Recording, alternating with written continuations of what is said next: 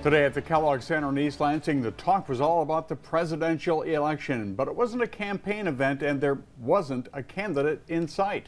Good evening. I'm David Andrews. And I'm Ann Emmerich. The Lansing Economic Club hosted a news correspondent from Washington who talked about how Michigan will play a role in the outcome of the election. News 10's Zachariah Wheaton is in studio with more. Yeah, David and Ann, members of the Lansing Economic Club got a chance today to hear from News 10's very own White House correspondent, John Decker. Decker has been working in the White House press corps since 1995 and has covered 7 presidential elections. He used that experience today talking with local business leaders. He says Michigan is the epicenter for deciding the next president.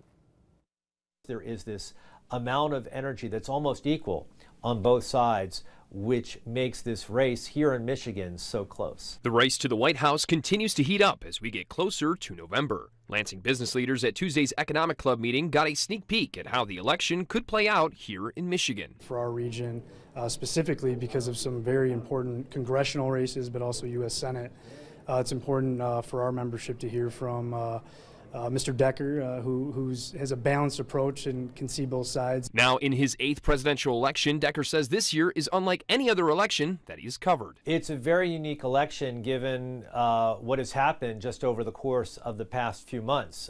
We thought it was going to be a rematch, Donald Trump and Joe Biden, and then in mid-July, that changed. Decker says events over the summer have both Democrats and Republicans re-energized. Looking at exit polls from previous elections, as well as the most recent polls, Decker told business leaders Tuesday Michigan could vote either way in November. It is a close election. Polls indicate that, but there's about 3%, 4% max of voters here in Michigan who would describe themselves as undecided voters, and those voters will determine who wins the state's 15 electoral college votes.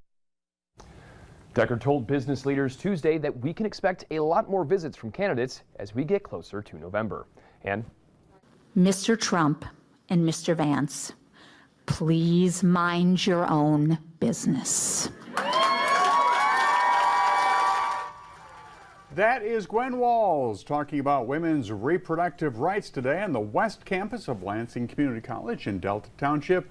Walls, the wife of Democratic Vice Presidential candidate Tim Walz, here as part of Kamala Harris' nationwide reproductive rights bus tour.